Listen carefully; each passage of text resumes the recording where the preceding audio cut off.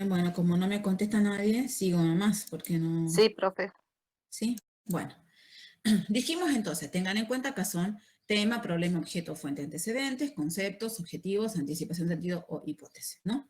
Entonces, vamos a ver de qué se trata. El tema es lo primero que uno encuentra dentro de una investigación, ya sea porque lo lee en el informe, lo lee en un artículo, lo lee en un diario, perdón, en un libro, o porque lo está construyendo. Yo ahora les voy a dar el ejemplo sobre investigaciones ya hechas. En un segundo momento, que va a ser cerca de diciembre, nos vamos a ocupar de cómo sería cuando lo tengan que hacer ustedes mismos. Pero en este momento me interesa que trabajemos sobre las producciones o las investigaciones ya hechas, ¿no? Entonces, cuando uno lee un informe de investigación, ¿qué es lo primero que encuentra? El tema. Porque el tema, desde el mismo título enunciado, nos va a dar una idea de qué se trata el contenido de lo que está ahí adentro, ¿no? ¿Por qué digo que en la mayoría de los casos, no siempre, pero hoy existe como un consenso generalizado en las ciencias sociales de que nadie va a estar adivinando de qué se trata un tema de investigación si es que no está explicitado en el título? En la mayoría de los informes de investigación aparece. Bueno, por ejemplo, ¿cuándo no aparece? Si yo les doy un informe de investigación de Carolina Espataro que se llama Las tontas culturales, bueno, las tontas culturales,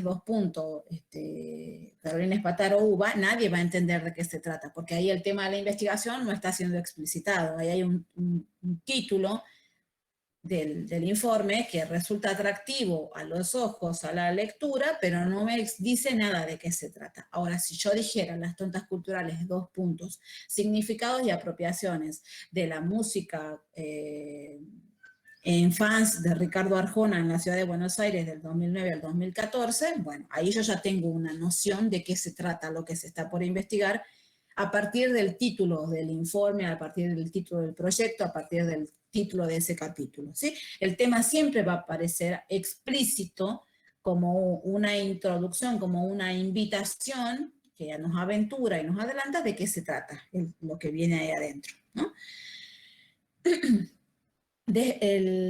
A ver, no sé si me chiflo acá. Ahí está. El planteo del problema. Una investigación se vuelve investigación porque tiene problematización. ¿Esto qué quiere decir? Que no alcanza con que yo seleccione un tema o explicite un tema, ¿no? Sino que yo tengo que pasar por una instancia donde ese campo temático se convierta en un problema de investigación. Y eso supone un trabajo para él o las investigadoras, ¿sí? ¿Por qué? Porque los problemas de, de investigación, ¿sí?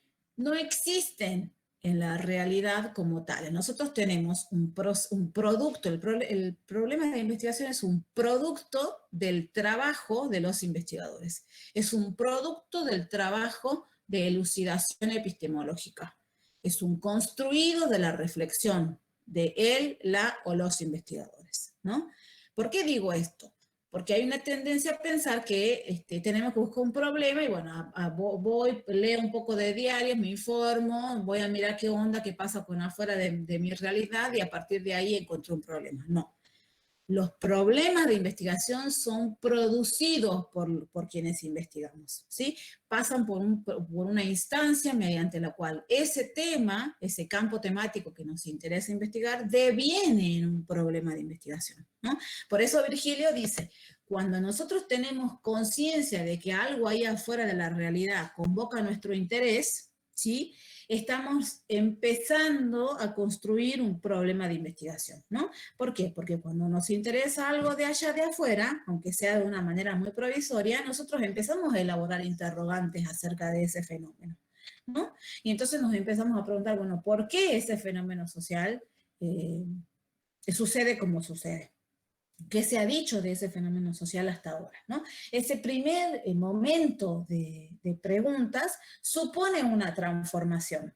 ¿Saben de qué? De esa situación social, de ese fenómeno social que yo observo, a convertirse en un problema del orden del conocimiento. Esto a mí me parece central, porque si a mí me interesa investigar la sexualización de las infancias, ¿sí?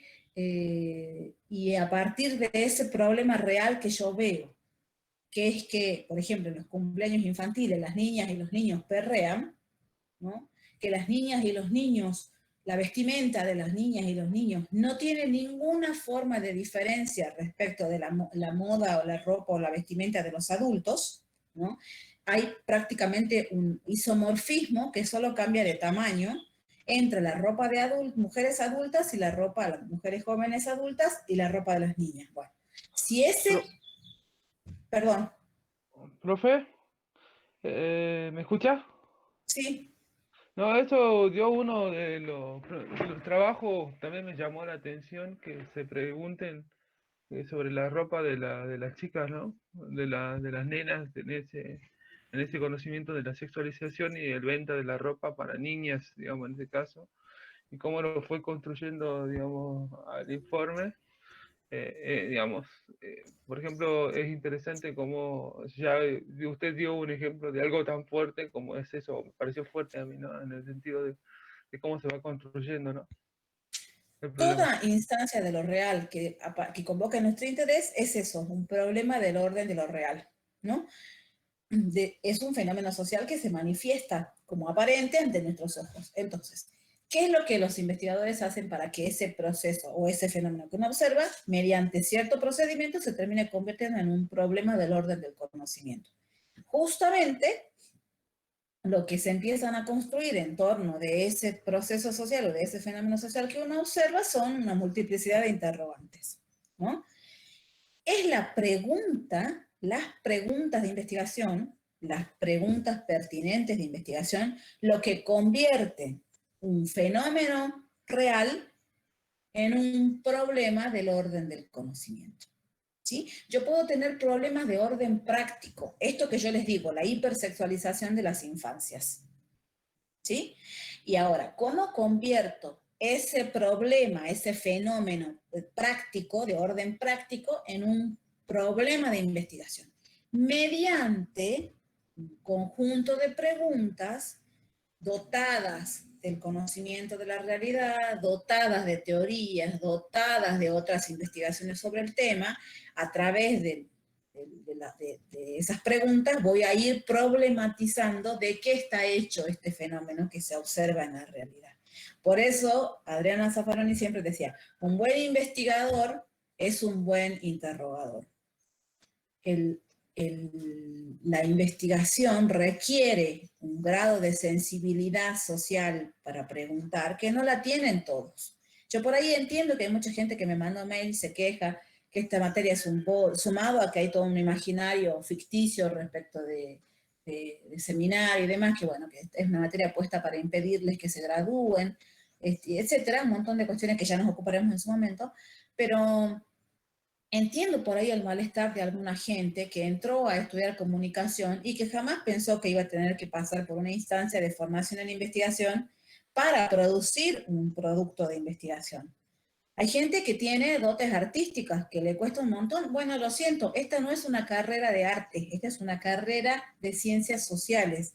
Y en las ciencias sociales producimos conocimiento no desde el ombligo, sino desde un proceso de elucidación que requiere que ustedes lean, se involucren, hagan inmersión temática, sepan de qué están hablando y desde dónde están hablando.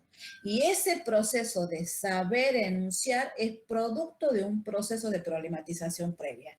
Por eso, un buen investigador no es necesariamente un artista, ni un buen estudiante, ni el chico 10, no.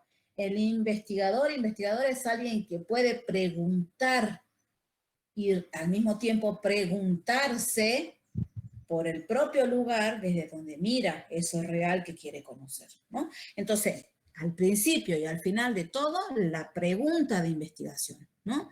Y entonces, fíjense, esto que dice Laudan, que me parece genial, que por eso se los marco con azul.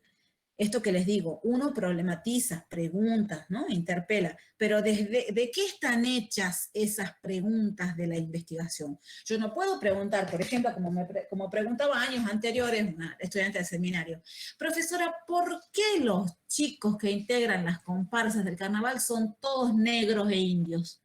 ¿Por qué son, las preguntas de investigación eran estas, ¿no? ¿Por qué son alcohólicos, delincuentes y drogadictos? Ahí no hay ninguna forma de problematización de lo real. Ahí lo que hay son supuestos básicos que subyacen en la subjetividad de esa persona, de esta muchacha en particular, y que salen a la luz en forma de preguntas, pero que en realidad no están preguntando nada, porque ese tipo de enunciado ya adjetiva el fenómeno. Nosotros no estamos preguntando, no es lo mismo preguntar qué buscan estos jóvenes de rasgos que delatan su ascendencia indígena y de extracción social popular al involucrarse en esos colectivos culturales llamados comparsas de indios. No es lo mismo que yo haga una pregunta de esas características que me lleve a justamente interrogar qué hacen ahí adentro, qué es lo que les llama la atención, qué los convoca, qué les evoca, ¿no? A que yo diga, ¿por qué todos los que están ahí adentro son estos, son aquellos otros? ¿Me explico? Las preguntas de investigación no van en la línea del ombligo y de los prejuicios y los preconceptos que tenemos cada uno de nosotros formados en nuestra socialización. No, las preguntas de investigación están hechas desde sus orígenes de un diálogo que hay con las teorías y con el conocimiento acumulado. Por eso de Laudon me pareció maravilloso ponerlo. Miren, hace años que no leía Laudon de vuelta. Anoche me quedé como hasta las 3 de la mañana porque hay partes que no están traducidas y mi conocimiento del inglés es el conocimiento que tengo del golf, o sea, nada. Y me costó mucho, pero finalmente lo logré, por lo menos en esta partecita. Me parece maravilloso esto que plantea en relación a que las preguntas no son preguntas del ombligo, no son preguntas desde nuestra condición de clase, de género, de etnia. Son preguntas de investigación, ¿no? Y entonces en la pregunta de investigación uno tiene que ponerse a leer el conocimiento acumulado. ¿Esto qué quiere decir? Bueno, ¿cuántas investigaciones? ¿Dónde? ¿Quiénes se han ocupado de estudiar este tema? Ya hay gente que estudió la hipersexualización de la niñez. ¿Qué dijeron sobre eso? ¿Quiénes estudiaron? ¿Estudiaron los sociólogos, los antropólogos, los comunicadores, los publicistas, los politólogos, los psicólogos? ¿Qué? ¿Y qué han dicho de esto? ¿Cómo se puede entender esto? A ver, ¿dónde, cuándo, en qué momento hicieron las investigaciones? Bueno, cuando uno se pone a leer y hace lo que Sirven llama inmersión temática, las preguntas de investigación comienzan a aflorar. ¿Por qué? Porque uno dice, ah, bueno, pero entonces este fenómeno tiene esta particularidad, ¿no? Entonces, la pregunta de la investigación siempre está orientada por investigaciones que ya existen, ¿sí? Por referentes y o enfoques conceptuales, y el conocimiento empírico mismo. Por ejemplo, si yo tengo un observatorio de la niñez, bueno, cuando yo trabajaba para UNICEF, existe el Observatorio de las Infancias, ¿no? Bueno, entonces ahí hay un espacio que genera conocimiento respecto de la niñez y que arroja como una especie de fotografía de la realidad. O el Observatorio de la Deuda Social de la Universidad Católica Argentina. Bueno, entonces, si yo ya tengo conocimiento empírico, tengo que apoyarme también en eso. O sea, ¿cómo es que de 6, por dar un ejemplo, 6 de cada 10 niñas manifiestan tener conocimiento o consumen música como el reggaetón, con letras que hablan de tal y tal cosa? ¿No? ¿Por qué? Por ejemplo, para gente que estudia consumos culturales en la infancia, porque los reggaetoneros son mucho más conocidos entre los niños y niñas menores de 7 años, son mucho más conocidos los reggaetoneros contemporáneos que los clásicos, los llamados clásicos infantiles, como por ejemplo María Elena Walsh, ¿no? ¿Qué tiene para decirme ese dato? Bueno, a partir de toda esa evidencia, de toda esa información, uno va construyendo la problematización, ¿no? Y a partir de ahí justamente empieza a tensionar eso que observó. O sea, ¿cómo es que yo veo que voy a un cumpleaños y toda la música que suena es de ese tal Maluma? Y que los chiquitos, además de que lo bailan, se conocen la letra, ¿no? Y la corean. ¿Qué me está expresando eso? Porque la vestimenta de las niñas no hay diferencia entre las jovencitas y las niñas de 6 años. ¿Qué expresa eso? Está bien, es una industria cultural, tiene tales características, bueno, pero yo para problematizar eso, ¿qué tengo que hacer? Leer. Porque la pregunta siempre va a estar empapada de investigaciones, de referencias conceptuales o teóricas y de conocimiento empírico mismo. De eso está hecho el planteo del problema. De eso se hace la pregunta de la investigación. Ahora, la pregunta de la investigación no es solamente en ese plano, hay que agregarle también una dimensión que a mí me parece central en los estudios de la comunicación y que Sautou ya lo dijo hace millones de años. Perdón, porque Sautou no es tan vieja, pobre, pero bueno, lo dijo hace muchas décadas, mi querida profe, lo siguiente, toda investigación social se sitúa en dos planos, en el plano de lo micro y en el plano de lo macro. Si yo estoy abonando un proceso de investigación pensada desde el individualismo metodológico, es decir, voy a estudiar qué hacen los sujetos dentro de determinado grupo, en determinada porción de la sociedad, bueno, estoy abonando un tipo de estudio que hace su foco en lo microsocial. Pero las condiciones de lo microsocial tienen que poder dialogar, o al menos estar enunciadas en el anclaje del planteo del problema, en relación a lo macrosocial. Es decir, bueno, esto pequeño que yo quiero estudiar, que es la hipersexualización de las infancias en los barrios de la ciudad de Salta, tiene que poder dialogar con lo macro. ¿Y qué es lo macro? Bueno, la formación social contemporánea, la estructura social, ¿cómo es la sociedad de Salta? ¿Por qué es así? ¿De a dónde viene? ¿Cómo se conformó? ¿Cuáles son las características que tiene la niñez, la adultez, las formas de crianza? ¿Por qué están, cómo es la escolarización? ¿De qué están atravesadas? ¿Cuántos niños son? ¿Esos niños en qué condiciones de vida a nivel sociodemográfico viven? Bueno, esas son referencias a lo macrosocial. Y la investigación, cuando problematiza, tiene que decir hasta dónde va a alcanzar el estudio.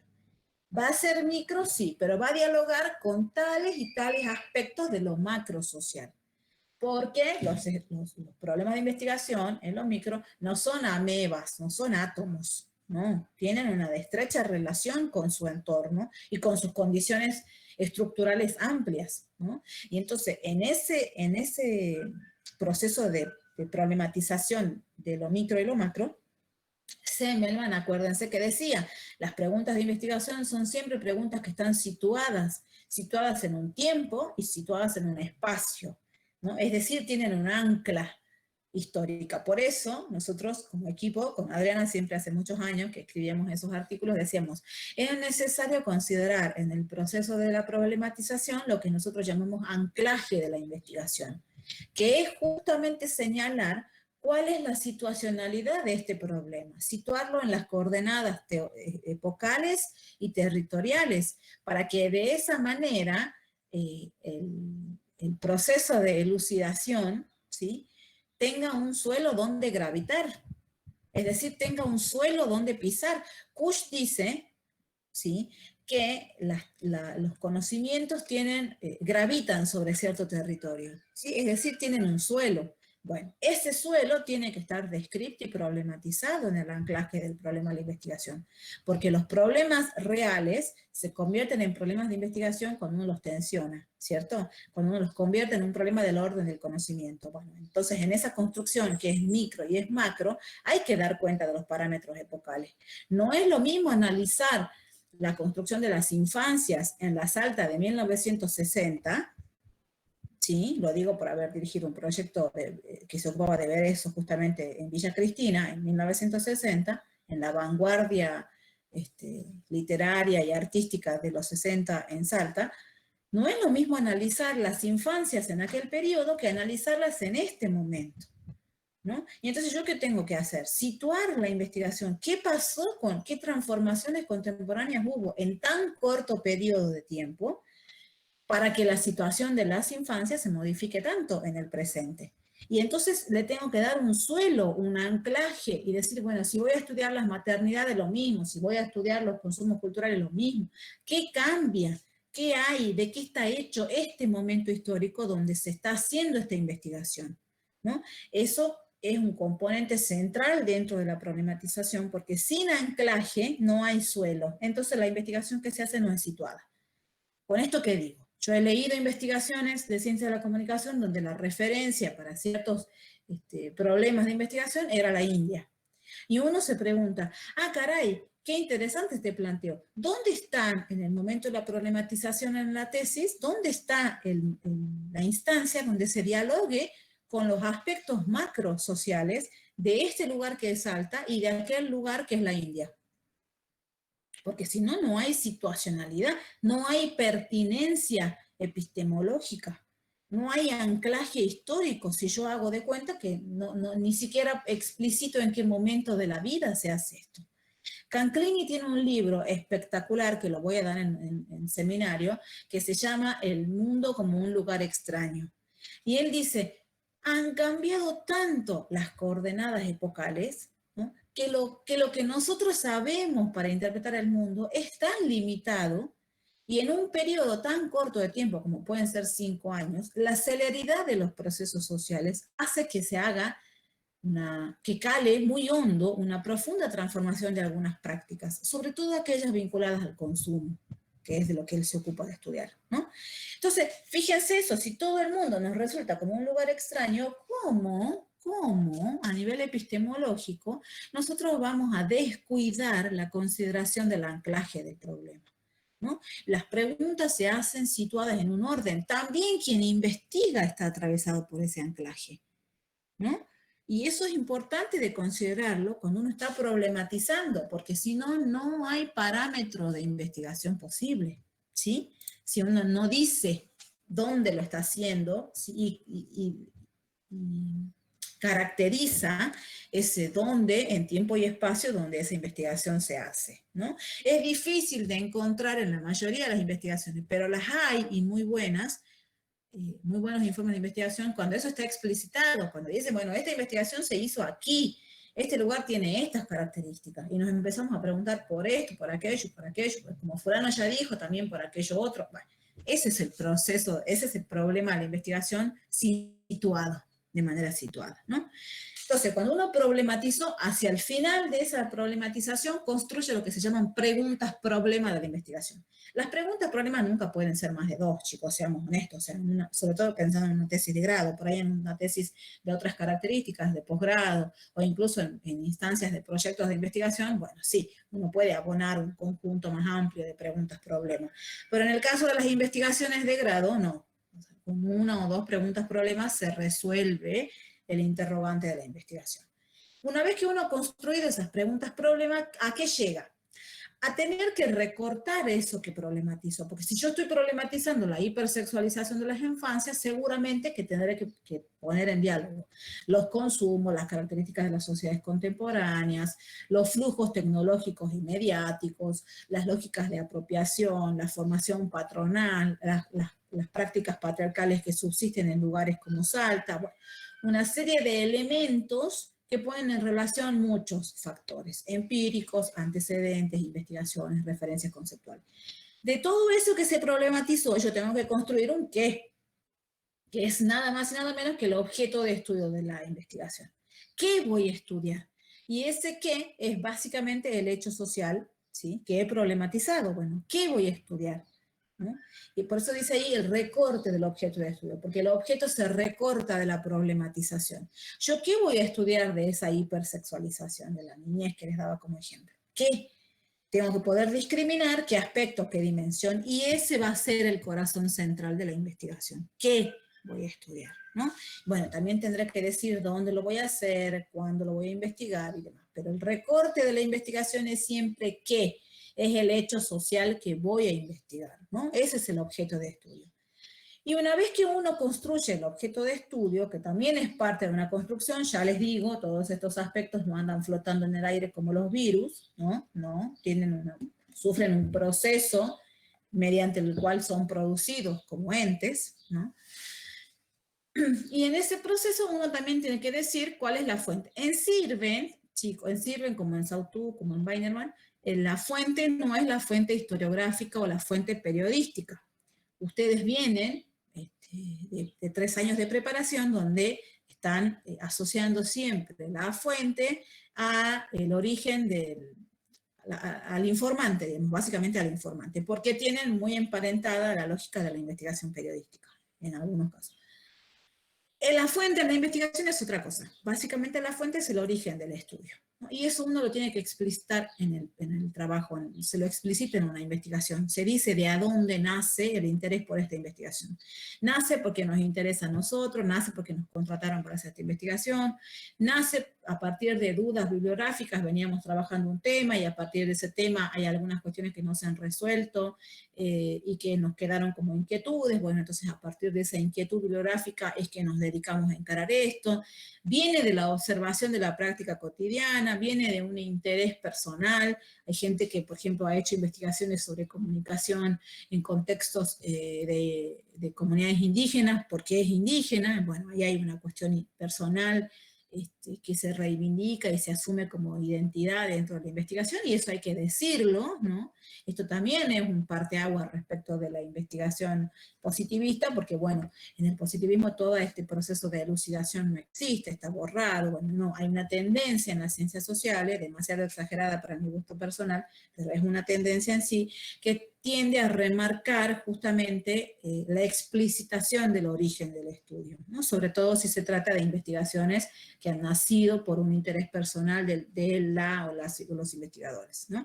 Entonces, las fuentes pueden ser estas, pueden ser dudas biográficas, puede ser la misma práctica de la realidad donde uno está. Puede ser que, por ejemplo, haya pocos antecedentes, pocas investigaciones al respecto, ¿no? Yo tengo una becaria que está investigando justamente la situación de las mujeres en el contexto del teletrabajo por la pandemia, y ese es un tema muy escasamente trabajado, sobre todo en la academia del Norte Grande, ¿no? También puede ser que el origen del estudio sea una moda, por más que le cueste a muchos sociólogos y epistemólogos de la ciencia. Lo real es que las ciencias sociales son bien dadas al esnovismo, ¿no? Y hay, bueno, gente que se pone de moda como pope, como autoridad científica dentro del campo y se lo comienza a utilizar para todo, ¿no?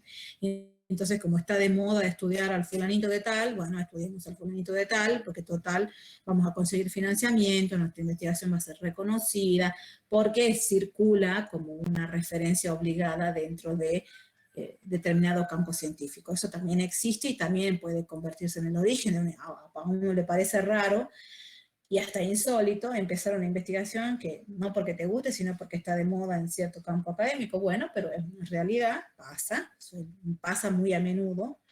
Y también hay que decirlo, ¿no? Hay que también explicitarlo en la investigación, decir, bueno, esta investigación comienza porque suscribimos a la red Claxo, por ejemplo, que tiene una manera muy especial de hacer investigación, ¿no? Vamos a leer que en algunos grupos de Claxo son los mismos autores para todo, para estratificación, para exclusión, para todo. Ahí nomás se mueve toda la cosa. Bueno, eso forma parte de un círculo académico sobre el cual me voy a reservar otros adjetivos, pero diré que también es cierto, se ponen de moda y bueno, instalan tendencias de autores, de metodologías, y eso tiene que aparecer en los informes. De hecho, aparece, ¿no? Sí. Para que tengan en cuenta que faltan 10 minutos para que sean las 9:30. Eso, tiene 10 minutos. Sí, igual eso. Ya estoy en fuentes, no me queda mucho más. Gracias, Mauro. Otro componente dentro de la dimensión epistemológica son los famosos antecedentes. Los antecedentes aparecen bajo otros dos nombres, estado del arte o estado de la cuestión.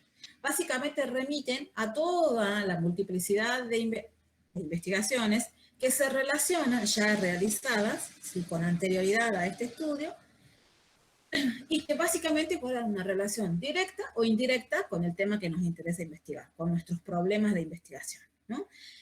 Son una lectura obligada dentro, de hecho son la primera forma en la que uno empieza a acercarse a los temas, porque empieza a leer qué es lo que se hizo sobre eso. Digo, si a mí me interesa estudiar la hipersexualización de las infancias, tendré que leer qué es hipersexualización, ¿no? Tendré que leer el tono de la cultura contemporánea, la posmodernidad de Jameson y demás. Bueno, tengo que leer investigaciones al respecto. Bueno, el estado del arte es ese momento de la investigación, sobre todo de esta primera dimensión, donde uno reconstruye qué es lo que se ha hecho, ¿no? No es aconsejable subirse a un caballito donde uno pretende que va a descubrir la pólvora, porque eso en las ciencias sociales no existe, ¿no? Sí existen investigaciones cada vez más originales, porque obviamente nosotros vamos, como dice Semerman, en un desfasaje entre realidad y teoría que nos hace correr por atrás de los fenómenos sociales. Entonces, lo que sí puede haber, y de hecho ahí son investigaciones originales que se aproximan de manera heurística a estos fenómenos vertiginosos del presente y nos permiten decir de qué están hechos, más o menos describirlos e interpretarlos. No predecirlos, porque en el momento contemporáneo de la historia de la humanidad en Occidente, la predicción es muy poco fiable, ¿no? Para decirlo de alguna manera elegante. No solamente para las ciencias sociales, que no pueden predecir una revolución, ¿no? Sino también para las ciencias físico-formales duras, que tampoco pueden predecir el comportamiento de un virus como el SARS-19, ¿no?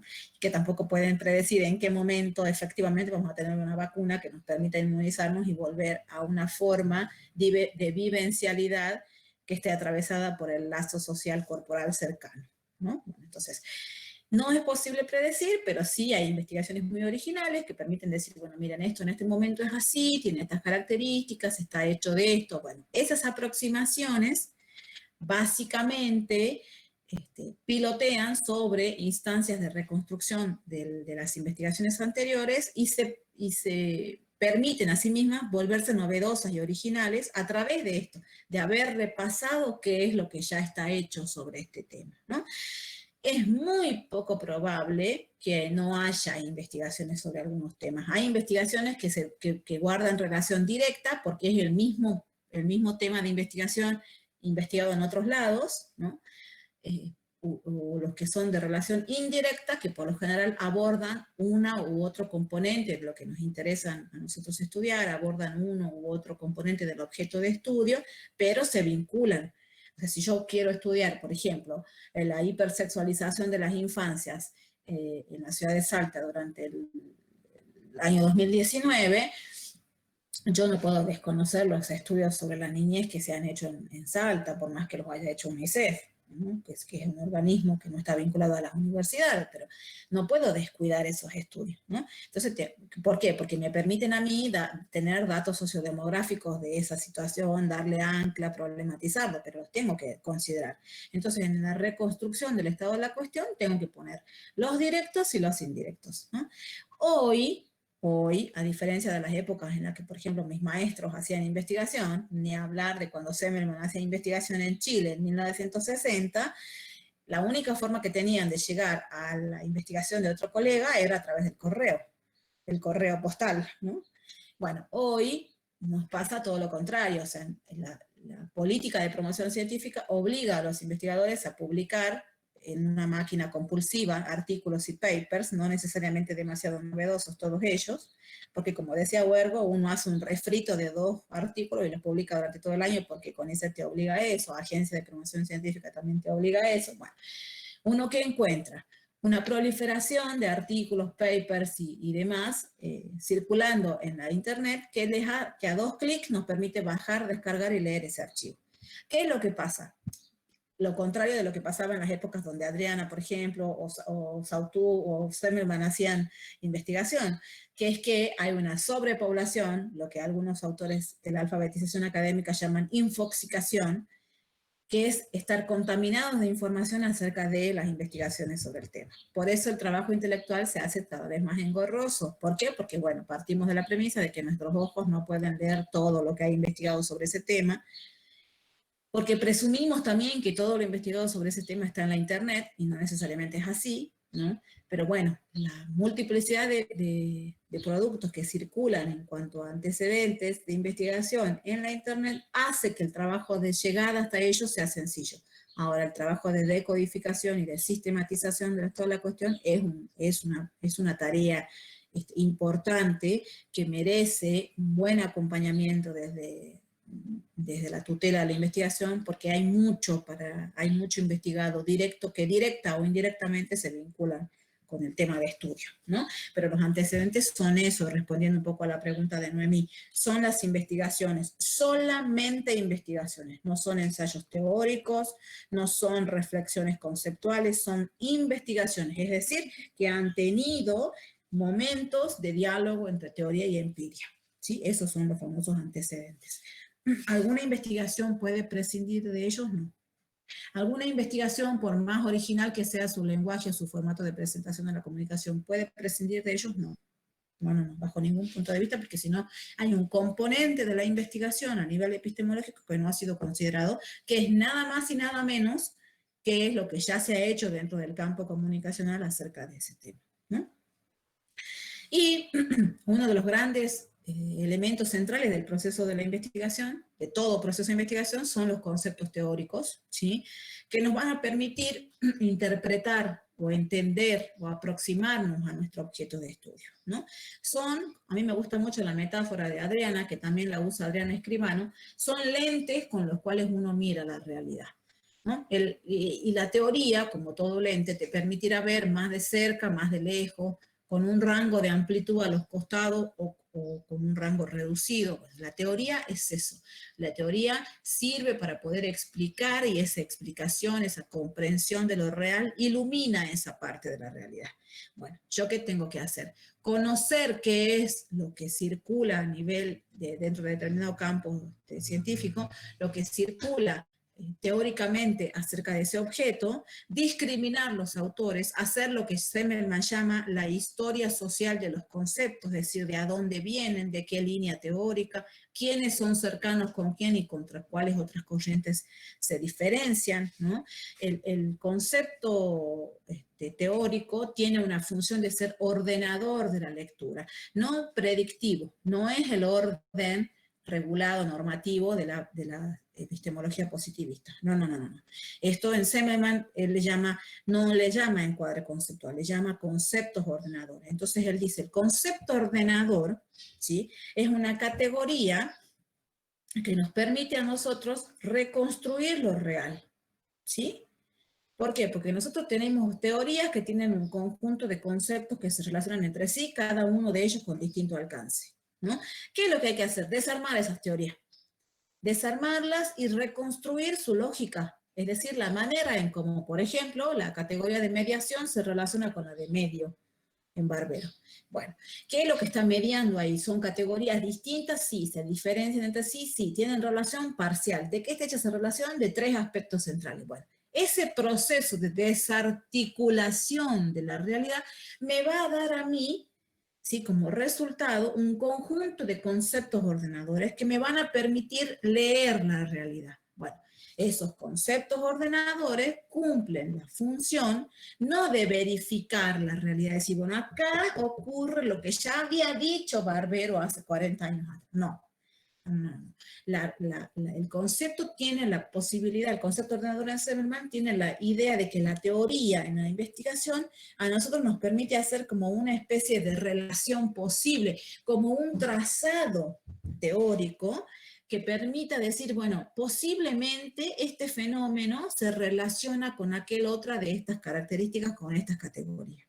Esa es la función que tiene la teoría. Hay gente que piensa que una buena tesis, una buena investigación, tiene un buen marco teórico. Bueno, si el marco teórico no se relaciona de manera lógica con la problematización, o la problematización es muy débil, esa tesis es una porquería, esa investigación es una porquería. ¿Por qué? Porque la teoría tiene relación, sí y solo sí, en función de la problematización que se ha hecho acerca de ese tema de investigación. Si no, no tiene sentido.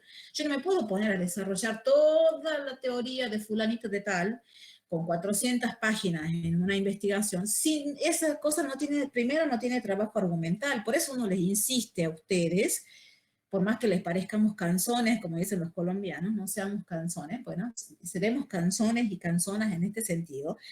Cuando ustedes lean, no pueden responder una pregunta en base a la respuesta tautológica o al corte y pegue. Hay gente en el parcial que se tomó el tiempo para cortar y pegar de las filminas.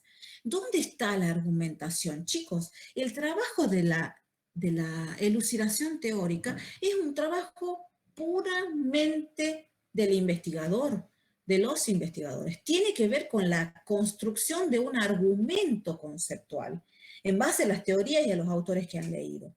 Entonces no esperen ni piensen que les va a ir bien cuando recién se les ocurra comenzar a argumentar a la hora de sentarse a leer 20 libros para sus tesis. No, esto es una práctica como un oficio, porque el oficio se aprende haciéndolo, que hay que empezar a hacer desde ahora.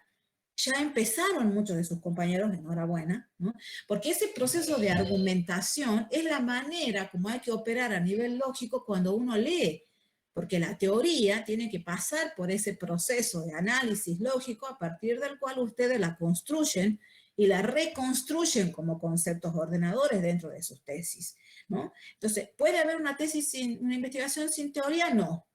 No porque falta, como tampoco puede haberla sin empiria, porque estamos hablando de investigaciones empíricas en las ciencias sociales que necesitan de esos dos cuerpos puestos en relación entre sí en un proceso que genere un resultado de investigación, ¿no? Entonces la teoría tiene que cumple esa función de ilustrar lo real, ¿no? Finalmente, hacia el final de esta primera dimensión, los objetivos, que son nada más y nada menos que las intencionalidades de la investigación. No confundir objetivo con actividad de la investigación. O sea, objetivo, entrevistar a un conjunto de niños, no, esa es una actividad de la investigación. Eso no es un objetivo. Un objetivo es un propósito, una intencionalidad que marca qué se va a hacer, verbos como analizar, describir, interpretar, reconstruir, ¿no? Medir, ponderar, verificar. Bueno, esos son propósitos de la investigación, que tienen que tener directa relación con el planteo del problema y con el objeto de estudio, ¿no? Y los objetivos pueden ser generales, por lo general, para la redundancia, el objetivo general da un panorama amplio, la intencionalidad más amplia que persigue el estudio, y después dentro de esa intencionalidad va a discriminar 3 o 4 aspectos de los más centrales que tenga el estudio y los va a convertir en objetivos específicos, ¿sí? Y finalmente, hacia la última instancia de esta primera dimensión, nosotros tenemos un componente central que se llama anticipación del sentido o hipótesis. ¿Por qué? Porque yo les decía, en este proceso de problematización, de elucidación de la teoría, de los antecedentes y lo empírico, uno ya puede situar, ya se situó en realidad, de manera más o menos explícita, dentro de un tipo de investigación aristotélica o galileana. Entonces, la anticipación del sentido es ese argumento preliminar que anticipa antes de la salida a campo, antes de que se haga la investigación, cómo se puede dar el comportamiento de ese objeto, ¿sí? Eso en un tipo de análisis que después deviene en una lógica cualitativa, porque en este momento todavía no estamos hablando de lo cual ni de lo cuanti, sino de lo epistemológico, ¿no? Y luego, en el caso que nuestro proceso de construcción de las preguntas y del objeto haya estado profundamente atravesado por una intención galileana de medir, de matematizar, de mensurar o de establecer algún patrón de regularidad sobre un fenómeno, por ejemplo, yo quiero medir el consumo, ¿no? Bueno, consumo cultural de novelas, por ejemplo, o de música, ¿no? Esta tesis de la Caro Espataro justamente decía cómo está mal visto por cierto sector de académicas feministas que las mujeres escuchen Arjona, porque Arjona es sinónimo de minusvalía intelectual. Eso me parece de un racismo epistemológico terrible, porque yo no me puedo parar como investigador y decir, bueno, yo escucho música como pasa en humanidades, no hay que escuchar música piola, música cubana, música latinoamericana y demás, y una desnotación, por ejemplo, de las culturas populares como la cumbia o la guaracha, en un nivel de racismo epistemológico atroz, que condenaré toda la vida, porque sigue estando presente ahí lo que ya Bourdieu había criticado respecto de las culturas altas y las culturas bajas, ¿no? Bueno, en un proceso, y no sé por qué fui a parar ahí, porque en un proceso de construcción del problema, yo ya estoy poniendo el énfasis en si quiero comprender o si quiero medir. Y en el caso de la investigación esa que les decía, de las tontas culturales, el énfasis está puesto primero sí en apreciar cómo está hecho esa constelación, el significado, construye un problema cuali, pero después ella ahora empezó una investigación cuanti donde justamente quiere apreciar los patrones de regularidad del consumo en mujeres de 40 años para arriba, que es una población escasamente estudiada por las ciencias sociales, ¿no? Entonces me parece genial que cuando uno hace un proceso de reconstrucción donde quiere medir, no está mal visto. Y hacia el final de ese proceso donde amasó teoría, empiria, investigación, estado del arte y demás, va a construir una hipótesis. Porque por el devenir propio lógico de ese proceso de problematización, estamos en presencia claramente de un tipo de investigación que es herencia de lo galileano. Entonces, al final de ese tramo epistemológico, de este primer momento de la investigación, no va a haber una anticipación de sentido, sino que va a haber una hipótesis, porque la hipótesis va a responder a ese proceso de construcción del problema, donde la carga teórica es importante y donde yo, para medir consumo, voy a establecer un conjunto de variables que voy a poner en diálogo con una hipótesis, de manera tal que yo diga, a medida que la población de mujeres de 40 años accede a mejores niveles de escolaridad, ¿sí? Hay un cambio sustantivo en los patrones de consumo y de apropiación de la música. Ponele que esa sea mi hipótesis. Bueno, esa es la forma como se construye, porque el proceso de problematización de lo real devino en un tipo de abordaje que es profundamente galileano antes que aristotélico. Entonces, hacia el final de esta primera dimensión, en ese caso puntual, o en los tipos de investigación de esas características, voy a tener hipótesis, y no anticipaciones de sentido, ¿sí? Y ahí se termina esta primera dimensión, la dimensión epistemológica. ¿Qué voy a dejar yo puntualmente? Un informe pequeñito para que lo... ¡Ay, me olvidé de grabar! Perdón, recién acabo de salir de la pantalla y vi el coso. Les decía que hacia el final de esta primera dimensión tenemos esos componentes. Voy a dejar un informe de investigación en el blog para que ustedes lo lean, para que traten de identificar cuáles son los aspectos constitutivos de uno y de otro, para que los retomemos la clase teórica que viene. No la práctica, sino la teórica. ¿Por qué? Porque ahí voy con la segunda parte, y lo enganché magistralmente. El recuperatorio del parcial 1 va a ser la semana que viene, el día miércoles, ¿sí?